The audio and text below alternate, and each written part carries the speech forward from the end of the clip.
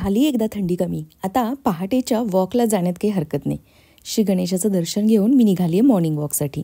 तर ही झाली आपल्या शरीराविषयकची जागरूकता. पण मनाचं काय हो? मनाविषयी जागरूकता आवश्यक आहे ना.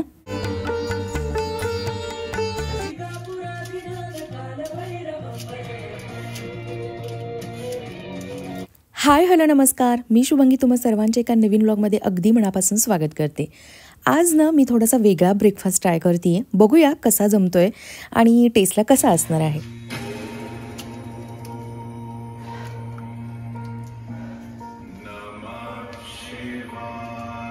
ब्रेकफास्टची रेसिपी बघत बघत मला तुमच्याशी इथे बोलायचं आहे की मनाची अंघोळ. कसं असतं, अनेकदा आपलं मन वाहत चाललेलं असतं, नको त्या विषयांमध्ये असतं, कधी भूतकाळात तर कधी भविष्यकाळात. जर का आपलं मन आपल्याला वर्तमान काळात ठेवायचं असेल तर याविषयीची सतत जागरूकता असायला हवी. आणि याच्याच विषयी एक स्टोरी वाचण्यात आली माझ्या, तर म्हटलं चला तुमच्यासोबत शेअर करूया. खूप याचा सगळ्यांना चांगला उपयोग होऊ शकतो. एका साधूला प्रश्न विचारला की तुम्ही इतके शांत कसे असता, कुठल्याही परिस्थितीमध्ये तुम्ही बॅलन्स असता, तुमचे विचार तुम्हाला त्रास देत नाहीत का, तुमचं मन तुम्हाला त्रास देत नाही का. तर साधू काय म्हणाले, हो देतं ना. मग तुम्ही काय करता. ते म्हणाले, मी दर 10 मिनिटांनी अंघोळ करतो. समोरच्याला काही कळे ना की हे असं काय म्हणतायत, हा साधू वेडाबेडा तर नाही ना. मग साधू पुढे म्हणाले, जर तुम्ही दिवसातून एकदा अंघोळ करून शरीर स्वच्छ करू शकता तर दर 10 मिनिटांनी स्वच्छ मन करणं आवश्यक आहे. कारण मन हे शरीरापेक्षा जास्त लवकर घाण होतं, कमीत कमी माझं तरी. म्हणजे काय करता, समोरच्याला प्रश्न पडला. मनाची अंघोळ कशी करायची. तर याचा अर्थ दर 10 मिनिटांनी तुमच्या मनात जाऊन बघायचं की आपल्या मनात काही नकारात्मकता तर नाही ना, काही चुकीच्या गोष्टी तर मी घेऊन बसलो नाही ना. आणि तसं असेल तर त्या लगेच पुसून टाकायच्या. आजच्या ब्रेकफास्टसाठी मी काय केलं की बटाटा एक सोलून खिसून घेतला आणि पाण्यामध्ये ठेवून दिला. नंतर पाणी काढून त्यामध्ये दही ॲड केलं, रवा ॲड केला. हे सगळं मी अंदाजेच ॲड केले. यामध्ये तुम्ही तुमच्या आवडीच्या सगळ्या भाज्या घालू शकता. मी मात्र कांदा, टोमॅटो, कोथिंबीर, हिरवी मिरची, मीठ इतकंच ॲड केलेलं आहे. आणि आता भाजीची तयारी करते आहे. मसाला भेंडी ही मी आत्ता जी काही बनवते आहे ना, या पद्धतीनं आहोंना खूप आवडते आणि प्रीतीची तर फेवरेटच आहे. ही कुरकुरीत नाही होत पण टेस्टी होते. तर मला कमेंट आली होती की काल की ताई तू भेंडी का चिरून ठेवलीस. तर ही इतकी सारी भेंडी सकाळी गडबडीच्या वेळेला जर का स्वच्छ धुवून पुसून आणि असे काप करत म्हणजे चिरत जर बसलो तर किती सारा वेळ जाऊ शकतो.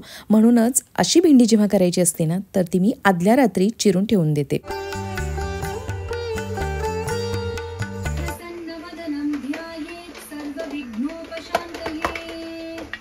या मसाला भेंडीसाठी मसाला बनवताना शेंगदाण्याचं कूट, त्यामध्ये लसूण, तिखट, मीठ आणि जे काही धने जिरे पावडर किंवा गरम मसाला हे सारं मी ॲड करून घेतलं आहे. आणि थोडंसं तेल टाकून तो मसाला ओला करून घेतला, सगळ्या भेंडींमध्ये भरून घेतला. उरलेला हा असा मी वरती ॲड केला आहे. कढीपत्ता आणि जिरे मोहरीची फोडणी देऊन आता ही भेंडी वाफेवरती झाकण लावून मी शिजवून घेणार.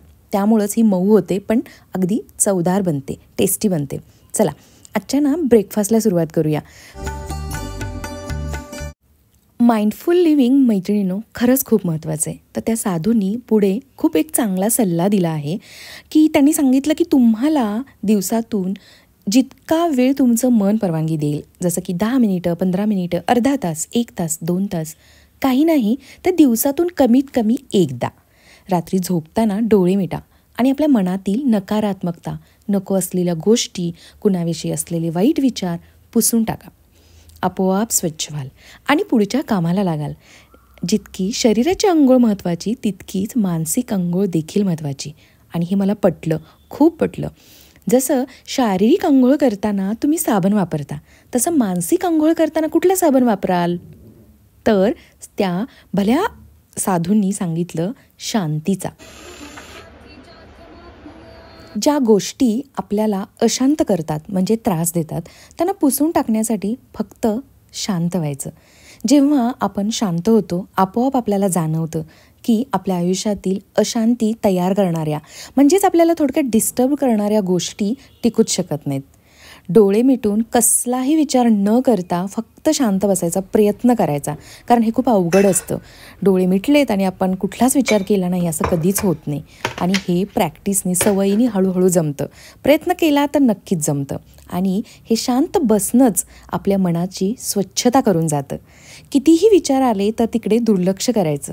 बाहेरून आवाज आले तिकडे दुर्लक्ष करायचं आणि स्वतःला सांगायचं, मला फक्त आणि फक्त शांतपणा अनुभवायचा आहे, मला फक्त शांती ऐकायची आहे. आपोआप आपल्याला जाणवेल की आपल्या मनातील शांती ही आपल्या अशांतीला दूर करेल. म्हणजेच आपण जर का डिस्टर्ब असू तर तो डिस्टर्बन्स निघून जाईल. मी आता इकडे काय केलं पाहिलं? कसं असतं ना, आपण एखाद्या गोष्टीने त्रस्त असतो तेव्हा त्या गोष्टीविषयी सतत विचार करत असतो.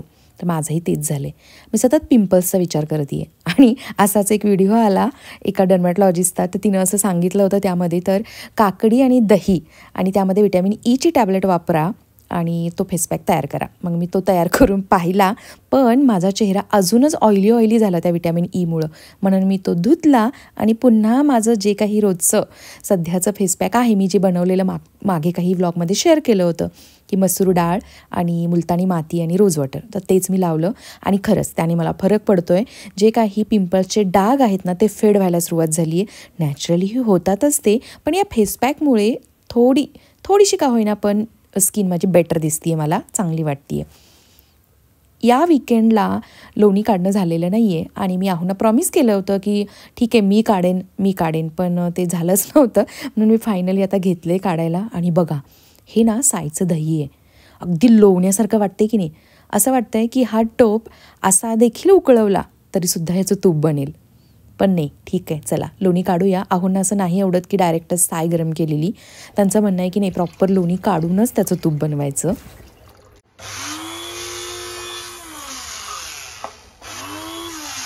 बघा, शिकून काहीही उपयोग नाही, अगदी अडाण्यासारखं करते कधी कधी मी. या हँड मिक्सरला मी ब्लेडच लावलेलं नाही आहे आणि आहोंना आवाज देते की हा हँड मिक्सर बिघडला बरं का लगेच, बघा याने काहीच होत नाही आहे, हे लोणीच निघत नाही आहे. तर आहो आले, पाहिलं त्यांना अगदी गॅरंटी होती की हिने ब्लेडच लावलेलं नाही आहे. आणि मला कुठे माहिती होतं की आहोंनी लास्ट टाईम जेव्हा लोणी काढलं होतं तेव्हा त्यांनी ते ब्लेड काढून धुतलेलं होतं, हे माझ्या लक्षातच नाही आलं. तर त्यांनी मला हे बसवून दिले, इथे बघू शकता तुम्ही. तर हे असं असतं, काय असतं ना की ठीक आहे, आपल्या डोक्यात काहीतरी सुरू असतं की हे काम झालं की हे काम, इतका वेळ राहिला आहे, झोपायला लेट होईल, मग सकाळी उठायला लेट होईल, अजून इतकं काम करायचं आहे. कारण ना मला हे लोणी काढून तूप कडवायला ठेवून जेवण करायचं आणि त्यानंतर आवळा ज्यूस मी बनवून ठेवणार आहे.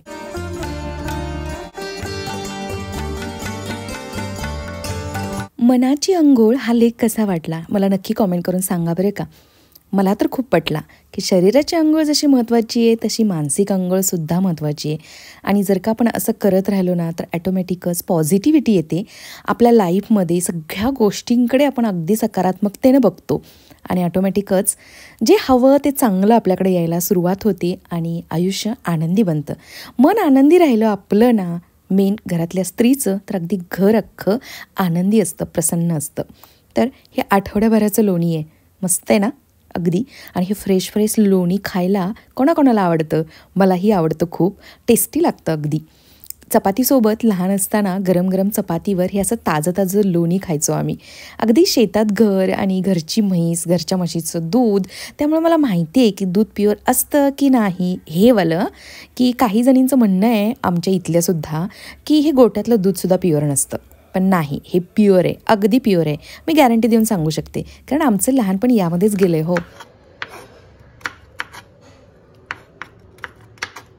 आता आवळा ज्यूस घरात सगळ्यांनाच खूप आवडायला लागला आहे. कधी एखाद्या दिवस जरी चुकला ना तरी असं वाटतं यार काहीतरी चुकलं मेजर आपलं. तर म्हणूनच रोजची सकाळची गडबड थोडीशी कमी व्हावी म्हणून 1 वीकसाठी का होईना मी हा बनवून ठेवते आहे. खूप सारे आवळे घेतले, पुदिना घेतला आहे आणि ओली हळद घेतली आहे. आणि हे बघा, यावेळेला ना गाळताना कॉटनचा कपडा यूज करायचा ठरवले आणि गाळून उरलेला हा जो काही चोथा आहे हाय फायबरयुक्त, तर तो सुद्धा मी करी भाजीमध्ये, म्हणजेच पातळ भाजी आपण करतो ना, तर त्याच्यासाठी वापरायला सुरुवात केली आहे आणि मस्त लागते भाजी याने सुद्धा. पण ही जी काही ओली हळद आहे जालिमय आहे एकदम, तिने माझ्या या व्हाईट कलरच्या कॉर्ड्सच्या ओठ्यावरती आणि आमचा सगळा पूर्ण हात, अगदी नखं वगैरे पूर्णपणे पिवळी पिवळी करून टाकली. तर पुन्हा मला ओट्यासाठी सुद्धा आता काम करणं गरजेचं आहे. तर बघा, इतका सारा हा चोथा निघालेला आहे, जो मी एका काचेच्या डब्यामध्ये घालून ठेवून देणार आहे. जसं रोज भाज्या बनवेन तसं मी त्यामध्ये यूज करेन.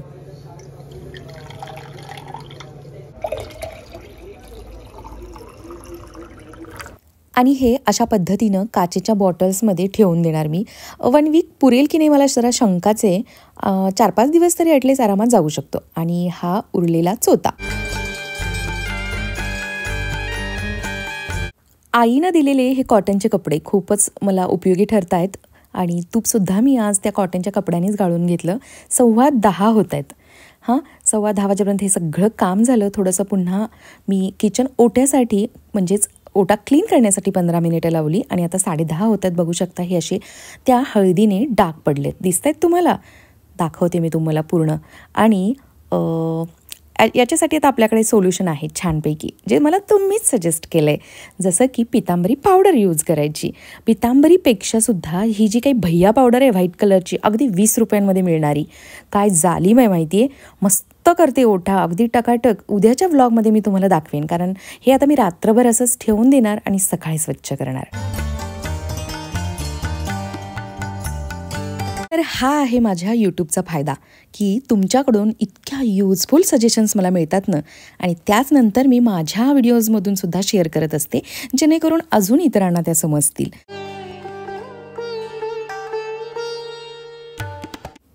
याच पॉझिटिव्ह नोटवरती आजचा हा व्हिडिओ मी इकडंच एंड करते. पुन्हा भेटेन उद्या एका नवीन व्लॉगमध्ये. तोपर्यंत बाय, टेक केअर.